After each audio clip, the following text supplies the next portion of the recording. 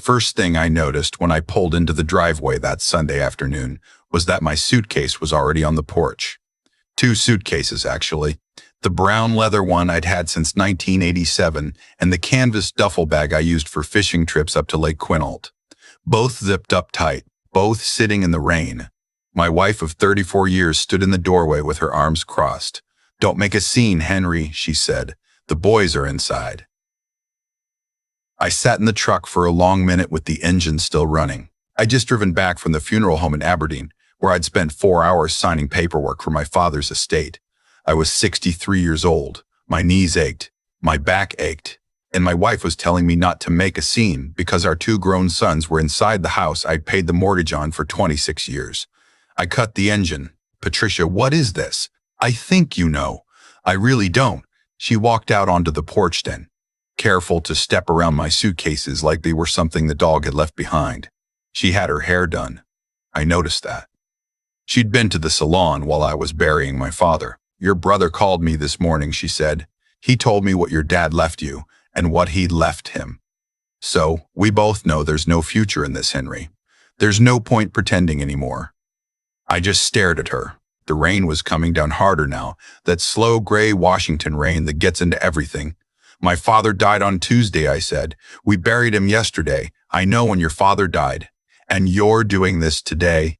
She looked at me with an expression I'd seen her use on telemarketers. "I've been doing this for years, Henry. You just weren't paying attention." That was the moment. I want you to remember that I'm telling you this from the other side of it now, from a quiet kitchen with a cup of coffee that's still warm. But that was the moment my whole life cracked open like an egg on the side of a bowl. Standing in the rain at 63 years old, with my dead father's funeral program still folded in my back pocket, listening to my wife tell me she'd been done with me for years and I just hadn't noticed. I want to back up. My name is Henry. I worked for 38 years as a maintenance supervisor at a paper mill in Hocking, Washington. Not management, not the floor, the middle. I was the guy who made sure the machines kept running, who knew where every valve and pipe and breaker was, who got called at 2 a.m. when something seized up. I was good at my job, quiet about it. I retired a year and a half before my father died, and I'd been spending my mornings fixing up the house and my afternoons reading. My older brother Marcus was the one everyone in the family talked about. He'd gone to Stanford on a partial scholarship in 1979, then to law school, then into commercial real estate development down in Orange County. He drove a Range Rover. He had a wife 20 years younger than him named Bridget. He sent Christmas cards with photos of himself on boats. My father, Wallace, was a quiet man. He'd been an engineer for the Army Corps of Engineers, then ran his own small surveying firm out of a storefront in Montesano for 30 years. He wasn't rich, he wasn't poor. He was the kind of man who kept every receipt in a manila folder labeled by the year, who balanced his checkbook every Sunday night, and who never once in my entire life raised his voice at me. When he died, his lawyer called us both into the office in Aberdeen. Marcus flew up from John Wayne Airport. Patricia drove me. She wanted to be there, she said, for support. The lawyer was a man named Garrison Pemberton, who'd been Dad's attorney for 40 years. He read the will out loud in his office. To Marcus, Dad had left the family cabin on Hood Canal, the one with the dock, the one Marcus had been bringing his clients to for the last 15 years to impress them, worth easily $800,000 in today's market. Marcus didn't even pretend to be surprised. He nodded once, like he was accepting a parking pass. To me, Dad had left a piece of land outside of Elma, 43 acres of mostly cleared timberland with an old equipment barn on it. The barn was a 60-year-old metal building that Dad had used to store survey equipment back when his business was active. He hadn't set foot on the property in maybe 15 years. When Pemberton finished reading, Patricia made a small sound in her throat. I can still hear it, half a laugh, half something else. In the car on the way home, she said, 43 acres of nothing, a barn full of rust. That's what you got for being his son for 63 years. I said, Marcus got the cabin. Yes, Henry, Marcus got the cabin. Funny how that always works out, isn't it? I didn't say anything for a long time. Then I said, Dad knew what he was doing. She laughed at that. She actually laughed. So now you understand why when I pulled into my own driveway 4 days later and saw my suitcases on the porch, I wasn't completely shocked. I was hurt. I was 63 years old and standing in the rain. But I wasn't shocked. What I didn't know yet was who'd been on the phone with my wife that morning. I pushed past her into the house. My sons were sitting on the couch. Both of them grown men in their 30s. Both of them couldn't look me in the eye. "Mom says you and her are separating," the older one said. "Is that what she's saying? Dad, where's your uncle?" They looked at each other. "What?" the younger one said. "Where is Marcus?" Patricia came in behind me. "He flew home this morning." "Why?" "Did he stay here last night?" She didn't answer. She just looked at me with that telemarketer face. I went upstairs. I packed a second bag. I came back down. I picked up my suitcases off the porch and put them in the truck.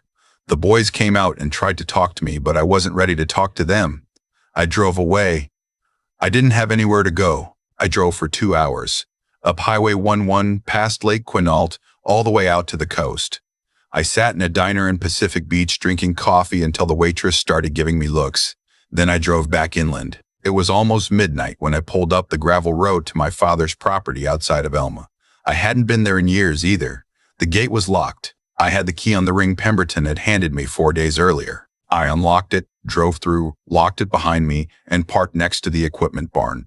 The barn was about 60 feet long and 30 feet wide. Steel siding, concrete floor, a sliding door on a track. I unlocked the padlock and slid the door open.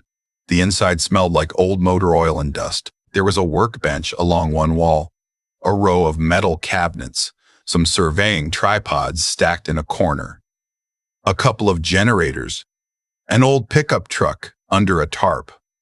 I wasn't going to sleep in my truck. I was 63. I went back outside, got a folded blue tarp from the bed, and brought my duffel inside the barn. I spread the tarp on the concrete near the workbench. I'd slept in worse places when I was a young man. But I couldn't sleep. I sat up around 2 in the morning and turned on a flashlight and started going through the cabinets. Just to have something to do. Just to be doing something with my hands. The first 3 cabinets were what you'd expect. Surveying chains, measuring wheels, boxes of stakes, a tool kit, some old paperwork and folders, mostly receipts from the 80s. The 4th cabinet was locked. I looked through the workbench drawer until I found a key ring. The 3rd key opened it. Inside were 3 accordion folders, the kind with the elastic band, each one labeled in my father's careful block letter handwriting. The first one said Timby, the second one said EASman. The third one said Communications. I sat down on the workbench stool and started reading. I read until the sun came up. Here is what I learned that night, sitting on a metal stool in a barn outside of Elma, Washington, with the rain pattering on the roof. My father had not, in fact, left me 43 acres of nothing.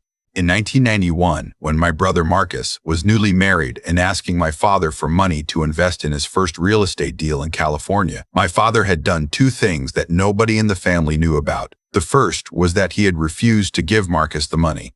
The second was that he had quietly purchased a 43-acre parcel of timberland from a retiring logger named Olson with cash and put it in his own name only, not in joint tenancy with my mother, who was still alive then, just his. In 1996, my father had sold the timber rights on that land to Weyerhaeuser on a long-term contract. They cut the timber in 2003. The contract included a replanting clause and a stumpage royalty arrangement. In 1999, my father had granted an easement across the southern edge of the property to the Bonneville Power Administration for a high-voltage transmission line. The easement paid an annual fee. Nothing huge, about $4,000 a year. The contract was for 99 years. But in 2007, things had gotten interesting. In 2007, a fiber optic communications company called Pac-Rim Networks had approached my father about laying a fiber backbone across his property along the same corridor as the BPA easement. The cable would run underground and a conduit alongside the power line right-of-way. It was a major regional trunk line connecting Seattle to Portland, with a branch heading west toward the coastal communities. My father had not granted them a simple easement. He had negotiated something more sophisticated. He had granted them a 20-year lease, renewable, with a base annual payment that escalated every 5 years, tied to the consumer price index, plus a per-strand fee for any additional fiber lit up beyond the original 16 strands. plus a co-location fee for the small concrete equipment vault they needed to install at the eastern edge of the property. The original lease had been signed in 2008. It had renewed in 2028. It would renew again in 2048. The annual payment, as of the most recent invoice in the folder, was $187,400. I read that number 3 times. There was more. In 2018, a wireless carrier had approached my father about co-locating a small cell antenna on a tower they wanted to put up on the easement. He'd negotiated a separate co-location agreement on top of the existing lease, another $42,000 a year. In 2022, the fiber lease had been amended to include a dark fiber pair leased directly to a federal agency for what the document called secure communications redundancy. That added another payment stream. I couldn't tell exactly how much from the paperwork in the folder, but it was substantial. My father had been quietly receiving payments from this property for over 30 years. The folder included his bank deposits. He had never spent any of it. He had put every dollar into a separate account at the credit union in Aberdeen, in his name only, listing me as the sole beneficiary on the death of account form. I found that form in the third folder, paperclipped to a printout. The balance, as of the previous month's statement, was $3,847,000. I sat there in the cold barn with the flashlight in my hand and I started to cry. I'm not ashamed to say it. I cried like a child. Not because of the money. Because of my father. Because all those years he had been sitting at his kitchen table balancing his checkbook on Sunday nights. He had been quietly building this for me, and he had never said a word. He had just trusted that when the time came, I'd find it. That I'd be the kind of son who would go through the cabinets in his barn instead of selling the place to the first person who offered. There was a letter in the third folder, sealed in an envelope with my name on it, in his block letters. I opened it. It was short. My father was not a man for long letters. It said, "Henry, if you are reading this, you have looked. That is good. Your brother would have sold the place by now. Take your time before you tell anyone. Talk to Pemberton first. He knows. The cabin was a kindness to your brother because he needs kindnesses. The land is for you because you don't. Love, Dad." I sat with that letter for a long time. Around 6 in the morning, I made a pot of coffee on the camp stove I found in one of the cabinets. I drank it sitting on a folding chair by the open barn door, watching the sky go from black to gray to a kind of pearly blue. The rain had stopped. I could hear birds. Around 8, my phone started ringing. "Patricia." I let it go to voicemail. Then again, voicemail. Then my older son. Voicemail. Then my older son. Voicemail. Then my older son, around 9, Marcus called. I answered that one. "Henry, hey, listen. I heard about the situation with Patricia. I'm sorry, brother, that's brutal." "Is it?" "I just wanted to check in. See how you're holding up. Where are you, Marcus?" "Newport Beach. Just got back yesterday. You stayed at my house Saturday night." A pause. "Henry, I don't know what Patricia told you. She didn't tell me anything. I figured it out. Are you sleeping with my wife, Marcus?" A longer pause. A longer pause. "It's complicated." "Is it? How long?" "Henry. Brother. Look. Won't. Henry. Brother. Look, I think you and I need to sit down. Not over the phone. There's a lot here, including some things we should talk about with the estate. You know I've been thinking, and I want to be fair to you about Dad's stuff. The cabin's worth a lot more than that lot in Elma. I've been talking to my financial guy, and there's a way we can structure this so you come out a little better. I'd like to help you, especially now." "Is that right?" Patricia mentioned you might be a little overwhelmed by everything. I figured if I could take that piece of land off your hands, give you a fair price for it, you'd have a real cushion to figure out your next chapter. 63 is too young to be stuck. I let him talk. Marcus could always talk. He'd been talking his way through life since he was 9 years old. "What number were you thinking, Marcus?" "I was thinking 325,000. For the parcel and the barn. As is. I'd handle all the paperwork. Have my guy draw it up this week. You'd have the money by the end of the month." "Generous of you." I just want to help Henry. Let me think about it. Sure, sure, take your time. But, Patricia and the boys, they're going to need things settled. The longer this drags on, the harder it gets. I'll call you back, Marcus. I hung up. I drove into Aberdeen that morning and sat outside Garrison Pemberton's office until he showed up at 9. I told him what I'd found. He nodded once, the way he did, and said he'd been wondering when I'd come in. Your father told me you'd find it on your own or you wouldn't find it. He wanted it that way. Did Marcus know? Your brother was given a copy of the will at the same time as you. The will doesn't mention any of this. The lease income wasn't part of probate because the account was set up as a transfer on death directly to you. As far as your brother is concerned, the only thing on that property is a barn full of old surveying gear. He's offering me $325,000 for it. Pemberton smiled. It was a small, dry smile. Is he? What do you recommend? Henry, your father was my friend for 40 years. I'm going to give you the advice I'd give a friend. Don't sell. Don't tell your brother. Don't tell your wife. Get an estate attorney in Olympia. I'll give you 3 names and start moving everything into a trust before either of them realizes what they're trying to take from you. Patricia threw me out yesterday. Henry, listen to me carefully. In Washington, anything earned during the marriage is community property, but this account is in your father's name and transfers to you at his death. It is not community property. It is separate property, free and clear, as long as you don't commingle it. Don't put a single dollar of it into any account you share with her. Don't pay any bills with it. Don't even tell her about it. Get a divorce filed this week. I sat there for a long minute. Garrison, she's been with my brother. I know. You knew? Your father suspected for a long time. He didn't have proof. He didn't want to be the one to tell you. That hit me in a different place than the money had. My father had known, or suspected, and he hadn't told me. He just quietly, patiently set up a structure that would protect me from the consequences when I finally figured it out. I drove back to the barn. That afternoon, I called the first attorney on Pemberton's list, a woman named Della Marchetti in Olympia. I drove down the next morning and met with her for 3 hours. By the end of the week, I had a divorce petition drafted and ready to file, a trust set up to receive the lease income, and a clear understanding of what was mine and what was mine and what was not. What was not mine, the house in Hoquiam, half of my pension, half of our retirement accounts. Patricia would get those. What was mine? 43 acres of timberland, a barn full of surveying gear, an account with $3.8 million in it, and an annual income stream of over $230,000 a year from leases that would keep paying out for the next 23 years before they came up for renegotiation again, at which point the rates would almost certainly be higher. Marchetti filed the petition on a Thursday. Patricia was served Friday morning at the house. She called me 11 times that day. I didn't answer. She called Marcus, I'm sure.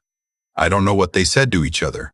I don't really care. The next time I saw her was 3 weeks later in a mediator's office. She had her own attorney by then, a man with too much hair gel. She looked tired. She looked older than I remembered her looking 3 weeks before. I don't know what I look like to her. I'd been sleeping at a small cabin Pemberton had helped me rent on Lake Sylvia. I'd been making my own coffee and going for long walks in the mornings. She asked in front of the mediator whether I was hiding any assets.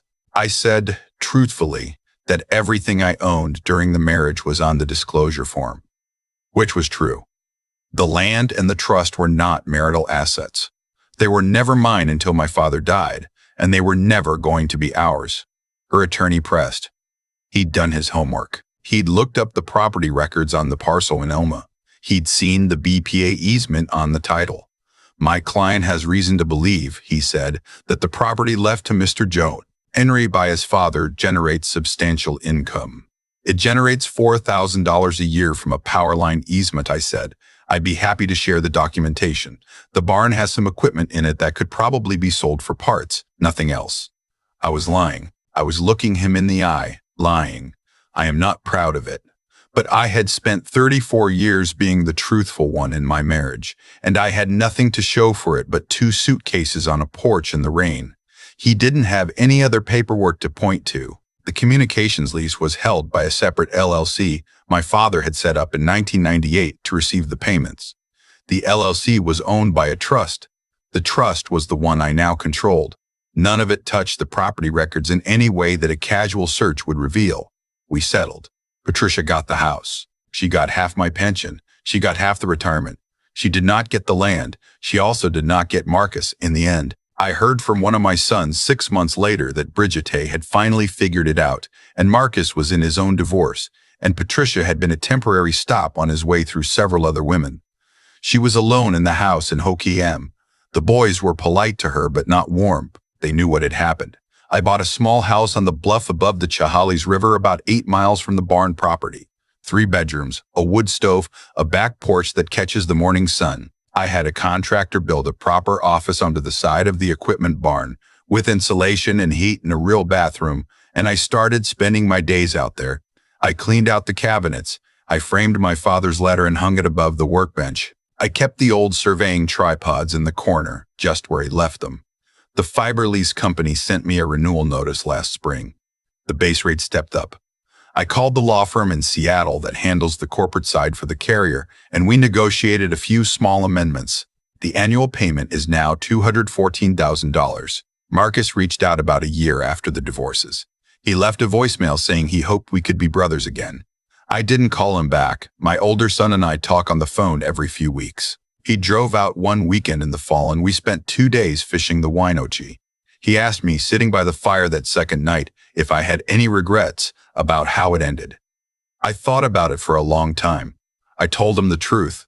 I said that I regretted the years I spent not paying attention, that I regretted being so quiet in my own marriage that my wife thought I wouldn't notice when she stopped loving me, that I regretted not asking my father more questions when he was alive, that I regretted mostly not understanding sooner that being underestimated is not the same thing as being a failure, that sometimes the people who underestimate you are doing you a favor because they reveal exactly who they are while you still have time to do something about it. But I told him, too, that I was grateful, that my father had given me something more valuable than the cabin he gave my brother.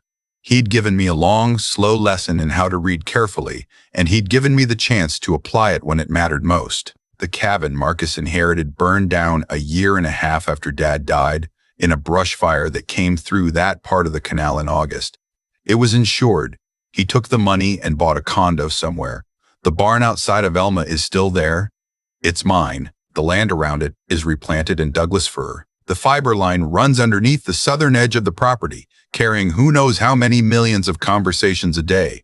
And every year a deposit lands in my trust account in an amount that lets me live exactly the kind of quiet life my father lived.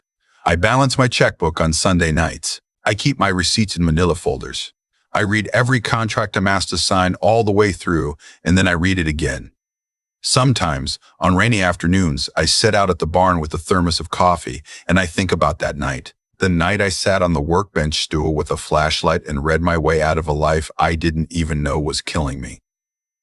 My father didn't leave me a worthless piece of land. He left me a door. And he trusted me, after all those years of being the quiet one, to be patient enough to find the key. I'm 65 now, sitting on the back porch of a small house above the Chehalis River, and I've had 2 years to think about what really happened that rainy afternoon when Patricia put my suitcases on the porch.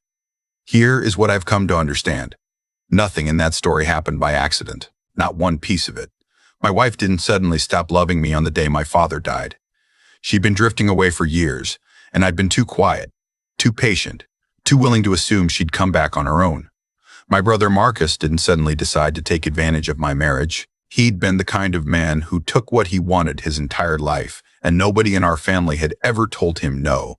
And my father, Wallace, didn't suddenly decide to hide a fortune in a barn. He'd been preparing that lesson for 30 years, ever since he watched my brother ask him for money in 1991.